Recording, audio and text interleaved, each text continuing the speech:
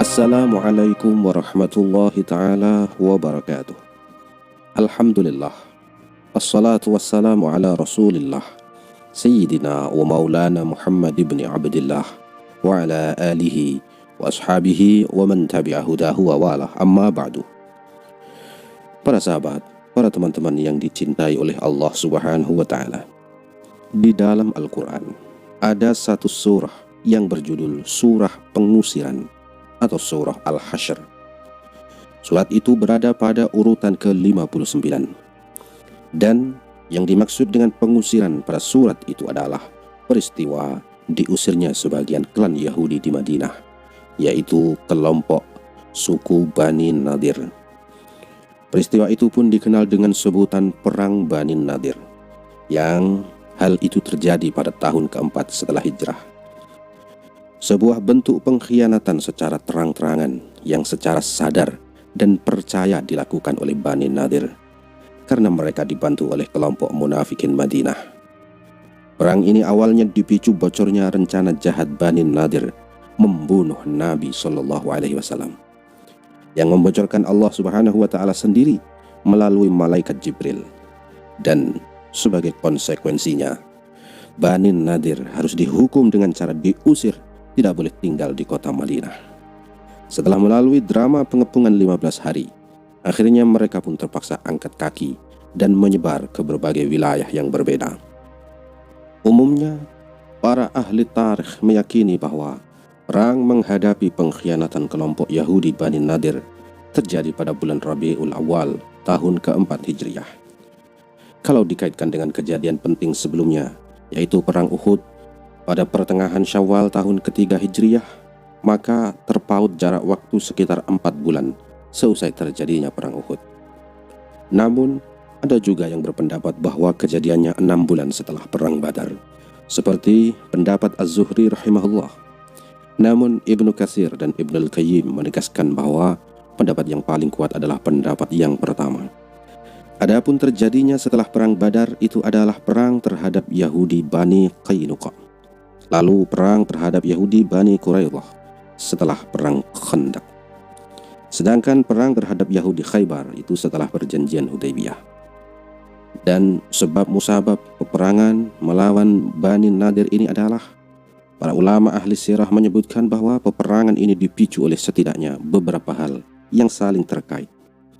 Di antaranya, pemicu pertama, niat berkhianat Yahudi atas piagam Madinah. Awal mula kedatangan Nabi SAW, hampir semua kelompok Yahudi di Madinah pada dasarnya merasa tidak bisa berbuat apa-apa ketika diikat dengan piagam Madinah. Piagam ini sedemikian mengikatnya sehingga membuat mereka tidak bisa berkutik, bahkan sulit bernafas. Mereka jadi tidak bisa melancarkan berbagai manuver dan agenda di tengah masyarakat Madinah. Perpecahan Aus dan Khazraj yang teramat menguntungkan posisi Yahudi tidak bisa lagi mereka mainkan, karena Nabi SAW menekankan persaudaraan dan persatuan sesama muslim dan mematikan semua kebanggaan jahiliyah. Isu-isu perpecahan yang amat menguntungkan mereka ini tidak bisa lagi dimainkan karena sistem tabayun yang segitu ketat di kalangan masyarakat Madinah kala itu. Sulutan api perang dan keributan benar-benar padam dan tidak bisa dimainkan. Dari segi ekonomi, kelompok Yahudi ini tidak bisa lagi banyak bermain menangguk untuk lewat berbagai kecurangan. Sebab prinsip kejujuran dan haramnya sikap curang benar-benar diterapkan oleh masyarakat Madinah kala itu. Oleh karena itulah, semua kelompok Yahudi berada pada posisi wait and see, mencari-cari kesempatan emas dan peluang untuk bisa melakukan pemberontakan atau setidaknya pengkhianatan. Dan untuk kesempatan pasca Perang Uhud ini, nampaknya giliran Yahudi Bani Nadir yang mengambil peluang. Penyebab kedua adalah rencana orang-orang Yahudi Bani Nadir sejak awal untuk membunuh Rasulullah SAW. Kisah Yahudi di masa lalu memang tidak bisa dilepaskan dari membunuh nabi mereka sendiri, seperti Nabi Zakaria dan Nabi Yahya alaihissalam. Apalagi kali ini yang mau dibunuh adalah nabi yang bukan dari keturunan mereka, sehingga ini tidak terlalu mereka pusingkan. Pembunuhan ini direncanakan oleh Bani Nadir ketika Nabi Muhammad SAW beserta beberapa sahabat berangkat ke Bani Nadir untuk meminta mereka ikut menanggung diat 2 orang Bani Kilab yang dibunuh oleh Amr bin Umayyah radhiyallahu anhu. Ketika beliau SAW ini tiba di perkampungan Bani Nadir, awalnya mereka kaum Yahudi ini menyanggupinya. Mereka pun mengatakan, "Wahai Abul Qasim, kami akan memenuhinya. Silakan duduk sampai kami bisa memenuhi kebutuhanmu." Nabi Muhammad SAW duduk di dekat tembok rumah mereka bersama Abu Bakar, Umar bin Khattab dan Ali bin Abi Thalib dan beberapa sahabat lainnya ridwanullahu ta'ala alaihim. Sementara di tempat lain, orang-orang Bani Nadir berkumpul dan berencana membunuh Rasulullah SAW. Mereka pun mengatakan, kalian, siapa di antara kalian yang mau menjatuhkan batu besar ini ke kepala Muhammad sampai pecah? Nah, ada salah satu dari mereka yang bernama Amru ibnu Jihash mengatakan, saya siap.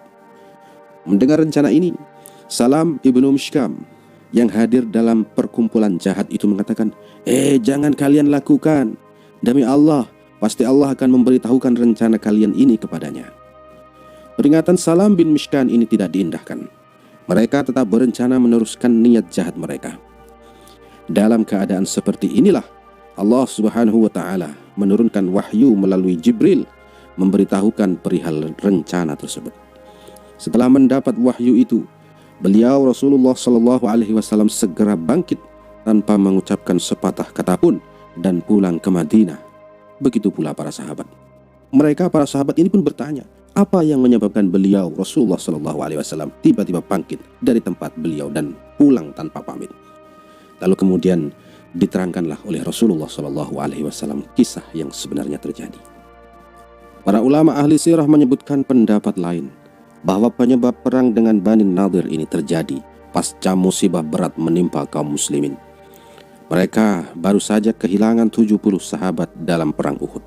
Beberapa bulan kemudian, mereka juga kehilangan 70 sahabat pilihan utusan Rasulullah SAW di Bi'ru Ma'unah dan Raji.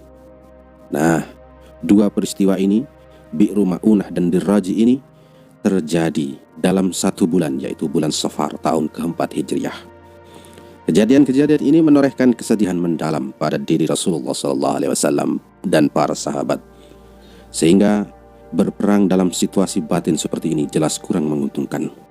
Namun, jawaban dari Huyai bin Akhtab, pimpinan Bani Nadir, membuat Rasulullah SAW dan para sahabat tidak punya pilihan lain kecuali memerangi Bani Nadir yang telah berkhianat dan melanggar perjanjian dan tidak mengindahkan perintah Rasulullah SAW. Tidak beberapa lama, Nabi SAW mengutus Muhammad bin Maslamah untuk menyampaikan keputusan Rasulullah SAW kepada Bani Nadir agar mereka keluar dari Madinah dan tidak tinggal bersama Rasulullah SAW dan para sahabat di Madinah. Rasulullah bersabda, Maslamah, datangilah Yahudi Bani Nadir dan perintahkan mereka untuk angkat kaki dari Madinah dan tidak boleh menempatinya. Aku memberi mereka tempo selama 10 hari. Setelah itu kalau mereka masih kelihatan nongol di Madinah, aku akan tebas lehernya. Kayak apa rasanya diusir dari Madinah saat itu? Padahal dahulu mereka datang dipuja-puja. Namun karena kelakuan mereka yang kurang ajar, akhirnya mereka diusir seperti anjing kurap. Bayangkan, mereka hanya diberi tenggang waktu 10 hari untuk segera minggat meninggalkan Madinah. Kalau dalam 10 hari itu ternyata masih ada yang keluyuran tinggal di Madinah, jiwanya terancam, nyawanya melayang. Mendapatkan ancaman diusir dari Madinah seharusnya membuat kelompok Yahudi Bani Nadir ini jera dan tahu diri. Namun rupanya mereka menganggap enteng ancaman dari Nabi SAW. Alih-alih mereka pergi meninggalkan Madinah, mereka justru bertahan dan bergeming, yaitu maksudnya mereka sama sekali tidak bergerak. Ada peran kaum munafik yang membuat mereka merasa bisa mengabaikan ancaman dari Nabi SAW, yaitu adalah janji bantuan dari kalangan munafikin yang dipimpin oleh tokoh mereka Abdullah bin Ubay. Al-Quran menggambarkan dengan jeli kisah itu. Saat itu Abdullah bin Ubay mengutus seseorang untuk memprovokasi Bani Nadir agar tidak keluar dan melawan Rasulullah SAW. sambil menjanjikan bantuan pasukan sebanyak 2.000 personil untuk memperkuat mereka melawan Rasulullah SAW. Masih dibumbui bahwa pasukan itu menyatakan rela mati demi membela mereka. Dia, Abdullah bin Ubay ini juga menjanjikan bantuan dari Bani Quraidah dan sekutunya Bani Ghatafan. Janji Abdullah bin Ubay direspon oleh Huyai bin Akhtab, pemimpin Bani Nadir. Karena merasa mendapat pertolongan kaum munafikin, mereka memutuskan untuk tidak keluar meninggalkan Madinah. Mereka pun dengan sombongnya menyampaikan keputusan tersebut kepada Rasulullah SAW, yang menyatakan bahwa mereka tetap akan tinggal di Madinah dan mengabaikan ancaman dari Nabi SAW. Pasukan Muslim pun mulai bergerak. Mengetahui reaksi Yahudi Bani Nadir yang besar kepala dan merasa boleh bertindak seenaknya, tentu tidak boleh didiamkan. Karena kalau ancaman itu tidak diikuti dengan tindakan nyata, maka ancaman itu akan menjadi sia-sia. Maka Rasulullah SAW bertakbir dan diikuti oleh para sahabat. Serangan pun dimulai. Tenggang waktu yang diberikan yaitu 10 hari sudah berlalu, dan ternyata orang Yahudi Bani Nadir masih belum menunjukkan tanda-tanda akan segera angkat kaki. Maka Rasulullah SAW mulai mengumpulkan para sahabat untuk bergerak menuju perkampungan Bani Nadir. Panji peperangan dibawa oleh Sayyidina Ali bin Abi Thalib. Rasulullah SAW menyuruh Ibnu Ummi Maktum radhiyallahu anhu tinggal di Madinah sebagai pengganti Rasulullah selama beliau di medan perang. Salah satu sifat buruk kelompok Yahudi adalah mereka pada dasarnya takut perang. Mereka lebih suka bersembunyi di balik benteng yang jauh-jauh hari telah mereka dirikan, ketimbang fighting satu lawan satu melawan kaum muslimin. Nabi Muhammad SAW tidak langsung menyerbu ke dalam benteng mereka, namun melancarkan taktik blokade, yaitu mengepung mereka di dalam benteng sampai kehabisan bahan makanan, air, dan persediaan lainnya. Total semua itu berlangsung kurang lebih selama 15 hari. Tentu semua sudah diperhitungkan matang-matang sesuai dengan informasi yang akurat dari mata-mata. Dan yang paling efektif memang melakukan blokade dan pengepungan. Untuk melengkapi proses pengepungan, Nabi SAW membuat sebuah trik yang bikin nyali Yahudi semakin kejut, yaitu sengaja menebangi pohon kurma di ladang-ladang kurma milik Yahudi Bani Nadir. Selain itu, beberapa ladang milik mereka pun dibakar. Tujuannya tentu saja perang psikologis, agar Yahudi Bani Nadir cemas, ketakutan, dan semakin putus asa. Sebab mereka bisa berhitung tinggal berapa lama lagi jatah persediaan makanan yang mereka miliki. Yang jelas, semakin hari semakin menipis. Apalagi mendengar bahwa pohon-pohon kurma mereka ditebangi, serta ladang-ladang kesayangan mereka habis dibakar. Maka semakin putus asalah mereka, karena mereka yakin sumber rezeki mereka akan terputus selamanya. Disitulah Bani Nadir mulai khawatir, takut, dan cemas. Mereka pun melancarkan protes kepada Nabi SAW. Ya Muhammad, Anda sendiri yang dulunya mencegah pengerusakan serta menyalahkan orang yang melakukannya. Lalu kenapa Anda sendiri yang menebang pohon kurma serta membakarnya? Wah, itulah protes Yahudi yang mengada-ngada. Memang, Yahudi itu pintar diplomasi dan berdebat. Kali ini mereka menggunakan logika yang diputar balik, dengan cara mengutip perkataan Nabi SAW sebelumnya, di mana Islam melarang menebang pohon dan membakarnya. Dengan cara itu, mereka berharap tekanan kepada mereka jadi berkurang. Dan lucunya, entah bagaimana ceritanya, Abdullah bin Ubay, tokoh munafik yang awalnya menyatakan siap membela sampai mati, tiba-tiba membatalkan dukungannya. 2.000 pasukan yang dijanjikan ternyata tidak kunjung tiba. Padahal sebelumnya mereka sudah sesumbar akan melawan pasukan muslimin dan berjanji mengalahkannya. Namun rupanya alur cerita berubah 180 derajat. Setelah Bani Nadir mengkhianati perjanjian kepada Nabi SAW, kini gantian justru merekalah yang dikhianati oleh temannya sendiri, seiring yaitu para gembong munafikin. Entah bagaimana, ternyata mereka harus makan hati menghadapi kelicikan kalangan munafikin. Yang jelas, Allah Subhanahu wa Ta'ala juga menceritakan di dalam Al-Quran bagaimana mangkirnya kalangan munafikin dari yang semula mau membantu mereka. Ketika Rasulullah SAW mengetahui dan pasukannya akan menyerang, terlebih lagi setelah mendapat kepastian Abdullah bin Ubay dan Bani Quraidah berkhianat kepada kaum Yahudi tersebut, mereka ini Abdullah bin Ubay dan Bani Quraidah membiarkan Bani Nadir menghadapi kaum muslimin tanpa ada pertolongan yang mereka janjikan. Karena sudah tidak bisa lagi berkutik dan semua upaya mengalami jalan buntu, satu-satunya cara mereka bisa selamat dari hukuman mati adalah dengan cara menyerah kalah dan memilih keluar dari Madinah. Tapi memang dasar orang Yahudi ini tidak tahu malu. Sudah diberi waktu untuk menyelamatkan diri, ternyata masih saja mengajukan syarat ini dan itu. Salah satunya, mereka mensyaratkan diperbolehkan membawa harta yang bisa dibawa oleh onta-onta mereka. Permintaan ini disetujui oleh Rasulullah SAW. Saking tidak relanya mereka atas pengusiran ini, mereka tidak rela kalau rumah-rumah bekas tempat tinggal mereka nantinya dimiliki oleh kaum muslimin. Maka sebelum meninggalkan komplek perumahan, mereka susah payah merobohkan bekas rumah mereka sendiri. Kemudian bahan-bahan bangunan rumahnya dibawa pergi dengan menggunakan unta-unta mereka. Bahkan ada yang membawa atap rumah dengan unta-unta tersebut. Kemudian Bani Nadir ini menyebar. Di antara mereka ada yang pergi ke daerah Syam. Namun kebanyakan mereka termasuk para pemuka Bani Nadir memilih eksodus ke wilayah Khaybar. Dikisahkan hanya 2 dari mereka yang mau memeluk agama Islam, yaitu Yamin bin Amru dan Abu Sa'an bin Wahab. Dengan eksodusnya Bani Nadir dari Madinah, maka harta yang mereka tinggalkan terhitung sebagai al-fai'. Pembagian harta diris ini diserahkan sesuai kebijakan Rasulullah SAW.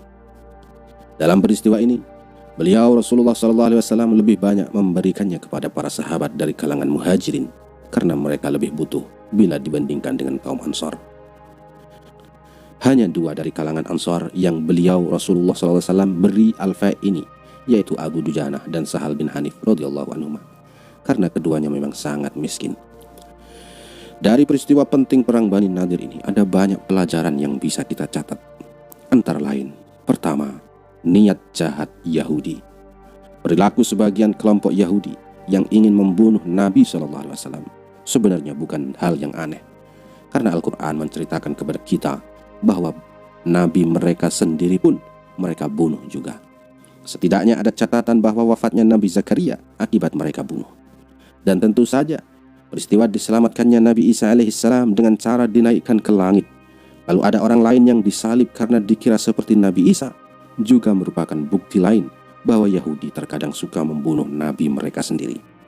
Kedua, bocornya rencana pembunuhan Nabi SAW.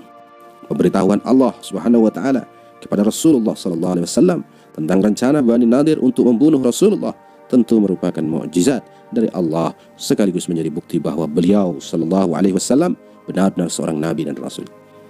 Dan salah satu mukjizat itu berupa perlindungan dan penjagaan dari hal-hal yang sekiranya akan membahayakan bahkan mengancam beliau SAW. Ketiga, pembakaran pohon kurma.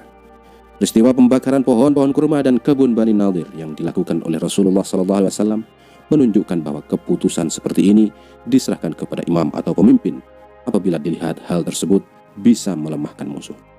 Keempat, pelajaran kita menjaga janji. Nah, pelajaran penting ini untuk menghargai dan menjaga perjanjian yang sudah disepakati, bahkan dengan musuh sekalipun. Dan melanggar perjanjian yang sudah disepakati dapat berakibat buruk, bahkan bisa memicu permusuhan atau peperangan. Sementara mengingkari janji adalah perangai orang Yahudi. Ini terbukti perbuatan mereka yang sering melanggar perjanjian. Pelajaran kelima adalah syariat dari al-fai'. Dalam perang Bani Nadir ini diperkenalkan jenis dan status baru terhadap harta yang didapatkan dari musuh, yaitu disebut fai'. Agak berbeda dengan ghanimah. Fai' ini didapat, al-fai' ini didapat bukan lewat kontak fighting langsung, perang antara pedang dengan pedang, tidak. Namun al-fai' ini merupakan harta benda yang ditinggalkan begitu saja oleh musuh yang kabur melarikan diri. Pembagiannya menjadi hak sepenuhnya Nabi SAW sesuai dengan kemaslahatan yang dipandang perlu. Dan di masa setelah ketiadaan Nabi SAW tentu diserahkan kepada Amirul Mukminin. Pelajaran keenam, peranan kaum munafik. Lah, perang Bani Nadir ini memberi pelajaran penting betapa peranan kaum munafik ini sulit diprediksi. Keberadaan mereka sebenarnya memprovokasi musuh-musuh kaum muslimin agar memerangi kaum muslimin. Namun, sifat dan karakteristik mereka yang pelin-pelan kadang membuat musuh frustasi, karena tiba-tiba mereka menghentikan dukungan kepada musuh. Jadi, munafik ini kerjaannya yang memang berkhianat, baik kepada musuhnya, bahkan juga kepada sesama temannya sendiri. Wallahu a'lam bishawab. Assalamualaikum warahmatullahi wabarakatuh.